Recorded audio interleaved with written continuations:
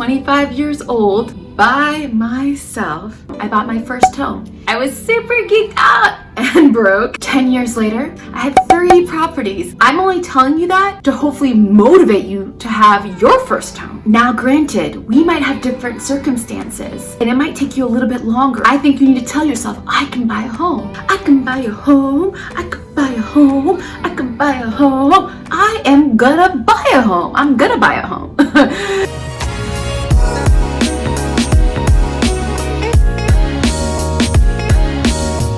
Lila, let's talk. Hi, I'm Lila. Lila Talks is a lifestyle channel, so the topics are a variety of different things, serious, funny, lighthearted topics. In this video, I share a lot of tips on what worked for me and how I was able to be successful in reaching my goals. I share how you can set yourself up financially to buy your own home. You can do this. If you like this video and you want future real estate videos, please write your comments below and let me know what kind of real estate questions do you have, what kind of videos do you want moving forward. And if you like this video and you like this channel, please feel free to like, subscribe, and hit the notification button. You know, gotta put that in there. But it does take discipline, planning, and sacrifice. Discipline, planning, and sacrifice. Can you do that? How bad do you want it? Really, how bad do you really want it? Buying a house is so key. I think it's the easiest thing to creating wealth in America. You know, stocks, working for yourself as an entrepreneur. You know, there's different ways to make money, but to create generational wealth is really key. And I'm speaking specifically the people of color, Black people in America. While white people for generations in America have been acquiring their wealth and passing down their assets, passing down to their children. Unfortunately, Black people have been fighting for equality. They had to deal with just surviving in this ugly world. Now that we're here, it's like, what are you gonna do to empower yourself to create wealth? That is part of breaking down systemic racism in America. Yeah. Is even buying a home. It's something as simple as that. Buying a home and having others see you buy a home, that might motivate them to be like, you know what, they can do it, I can do it too. So why not? And you're also setting yourself up and your future children and your children's children up. So think ahead. You know, people always try to knock millennials for, you know, being casual and loosey-goosey on certain topics, but I don't agree. Millennials care about their future. You care about your future, right? People care about climate change. People care about Black Lives Matter. People care. All right, so let's start creating that generational wealth to increase your wealth, to increase your disposable income so you can walk different, feel different, and move different, right? You want that.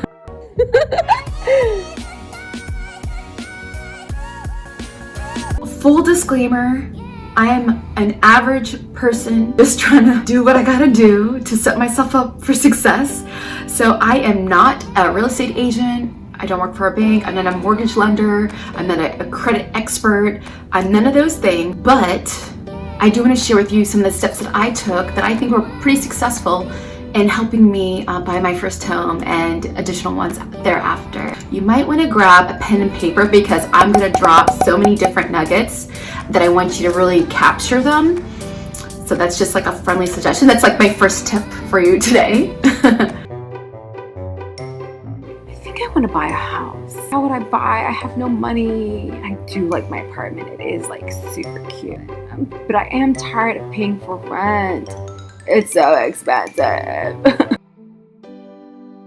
I understand that the thought of buying a home might seem really scary and overwhelming. You may not know where to start, or maybe you have like a lot of debt, like student debt and car payments, and the task and the idea of buying a home just seems so overwhelming. My first job out of school, I made decent money. It was like the average salary for a new graduate. And so that wasn't the situation. It was just the market was just so expensive and it seemed very overwhelming. I felt like the idea of getting a house wasn't even a goal I could set because it wasn't achievable. It wasn't realistic or feasible. And then I was this close to being a victim of mortgage fraud. Yeah, you know, someone basically promised me this amazing loan that I was surprised I qualified for, but yet I asked, how can I actually afford this loan once I move in? And they didn't really answer me. So unfortunately, that's what led to the mortgage crisis, and a lot of people lost their home. Very sad because people made a lot of promises and they were lies. The home buying process is really long. It takes a lot of time. So people can buy their house in two ways. One, cash, whoop, whoop, whoop, ballas. The other one is through a loan, which is what most people like me do. First one is your debt to income ratio, DTI, which is your monthly expenses divided by your monthly income before taxes, right? So your debt and credit. Debt is negative, credit is positive. So we want to increase your credit, which is like your income and assets, and decrease your debt, which are things that you owe. And we want to make sure, and that's everything else that we talk about today is based on that principle of increasing your credit, decreasing your debt. So then that ratio, that debt to income ratio, looks a lot better. Okay, we're going to go into how to reduce your debt with the credit score and savings. And regarding your income, you either can think about changing jobs, maybe going after that new opportunity, asking for a raise, working extra hours, or maybe get a second job. So these are some suggestions that you might want to consider to increase your income. So you have to really think about, how can I reduce my expenses?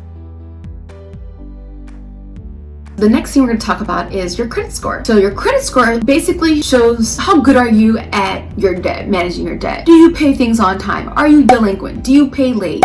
Do you not pay your rent on time? As well as how long you've had your credit. You know, how long can we kind of judge you on how good you are at managing your debt? Is there something there was a confusion? Like maybe, you know, for me, like I have like a lot of auto pay, and if you lost your credit card and you cancel it, that auto pay never happens, right? So you have to make sure you follow up so you don't miss any payments. Every time someone runs your credit, whether it's Macy's, student loan, when you want to buy a house, it dings your credit score. I mean, there are some exceptions, but pretty much it hurts you. So what I would suggest is run your own credit score and then give people hypothetical situations. So you say, well, when you go to the bank, say, well, hypothetically speaking, you know, if I made this amount and I, you know, my credit score is this, then you can kind of work through that. You can kind of understand how much you might be approved for. This is a note to parents. So I was fortunate to not have any student loans. My mother had the opportunity and desire to pay for my undergraduate degree. She also instilled the concept of using a credit card like a debit card.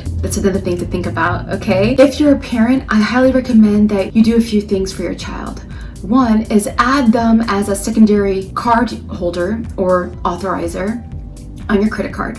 Now, you have to know your child and make sure they're responsible, and children, you have to make sure your parents are responsible to be added to their credit card. The reason is because you want to create a credit history. Credit history is about 35% of your credit score. So if you start early, which is what I did, I think my mom did it when I was like 15 or 16, I was well ahead of my peers because I already had built a history of using a credit card and paying it off. Parents, if you're concerned, you can make sure that you pick a credit card or call your credit card company and have a limit for it to be $300, $500, $1,000, whatever you want, to limit their spending so that they can use it responsibly, but also can receive some benefits early on. I also recommend, regardless who you are, pay your credit cards off. Don't delay.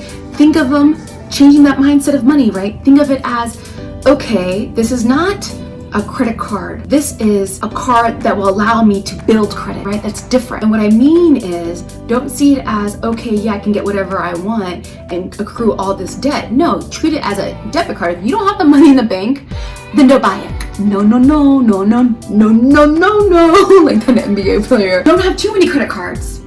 Have 2 or 3, and that's it until you build your credit. But too many, it does not look good. It's not a good look. They don't like that. So just to summarize, for your credit card, make sure you pay on time. Make sure you treat it as a debit card and you only spend what you have. Parents, if you can, add your children to your credit card and don't have too many credit cards in general. Next. One key thing you might need to consider: be more strategic. You need to plan. You need to think about your future. You need to be more intentional with your actions and your behavior with money. That's the second thing, your relationship to money. You need to see how you spend money and what you spend it on and think about the value of that. And the most important thing is you're gonna have to make sacrifices. You're gonna have to make personal sacrifices for this thing to happen. You can't care about what others think about you. You where you live, where you eat, what you do, how you move. You can't think about that because you have your own goal in mind. And so you can't think about making decisions and conducting yourself in a certain way based on what others think about you. No. Nope, not happening. This, ladies and gentlemen, yes, I know after college you're like, I want to be free, I don't want to need roommates, I want freedom. I get it, but you have to prioritize what's important to you. Do you want to buy a house, or do you just want to look cute or look like you got a fabulous life? So reconsider all your decisions regarding your living situation. Get a roommate. I did. Even when I bought a house, I got a roommate. Also think about your entertainment choices, right? Dining out, hitting up the hot spots, getting those expensive drinks. I would encourage you to think wisely. Maybe buy groceries, have your friends over and cook something. Or the kind of car that you want. Do you have to buy a new car? Do you even need a car? Can you take the metro, the subway? Can you walk? Can you use a bicycle? These are the sacrifices, and say, hey, these short sacrifices, I'm going to put in that work. Trust me when I tell you, I like to have fun. I like to have a ball. Check out my Dance With Me video and you can see I love to have a good time. I always like to dance and have fun, but I take care of my business. I make sure everything is in order regarding savings, time management, things like that. So be cautious and be thoughtful in how you spend and start tracking that. You don't need a fancy car. You don't need a new car. You may not need a car at all. I've had 2 cars my whole life and I've driven them to the ground. I mean, my friends used to make fun of me because like when the hubcaps are off, they would be like, oh my God, the Jetta, you have to roll the windows. Oh, they used to joke with me all the time. Okay, cool, that's fine. I laughed with them. I was okay with that because I knew what my priorities were. I had other goals, and what others thought of me, what I have and don't have, isn't gonna dictate or change my decisions for my future. I just really, really, really want, particularly people who are in the young stages of their life, to be thoughtful on how you spend your money. Are you a shopaholic? Oh, I know, trust me, I like to buy clothes and jewelry and all sorts of things, but even that, I limit myself. I gave myself an allowance. I would just put money aside. I saved 50%. Save. Cash is king. Ching! Okay? You need cash, trust me, for a variety of things. Just because I told you to save doesn't mean you have to deprive yourself. Okay? You still should treat yourself accordingly, moderately, but you have a goal in mind, and your goal is to buy a house. In order to buy a house, you gotta save, you need money, you need to reduce your debt. 4 is your career moves. The reason why this is important is because unfortunately, for whatever reason, well, I do know the reason, but I think it's kind of stupid. I'm sorry, I do. Is that mortgage lenders and banks want to make sure that you're stable. They don't move too much. They want to ask you, give me your W-2s for 2 years. W-2s is the income statement that you get from your company that you work for. So if you're going to switch jobs, they want to see that there's stability. Now, if you're an entrepreneur, so when I switched to become an entrepreneur and work as a consultant, even though I made more money, I had more cash, they didn't care. I had a hard time getting a loan. It didn't matter. They wanted to see that W-2. They wanted to see that I work for a company. Now, in my business, consulting, doesn't matter if you work for a company or not. They can cancel a contract anytime, but they don't care. They don't. It doesn't make logical sense. So be mindful of how you move. If you move and you want to make more money, cool, that's a good move. But then stay there for a little bit and then apply, because they're gonna basically get the average of how much you've made. So let's say you jumped from like 30K to 50K or something like that. Well, they're gonna say, all right, well, on average, you're about 40K, right? But if you've been there for 2 years, then the 50K is gonna be the new mark that they're gonna judge you on. So just keep that in mind.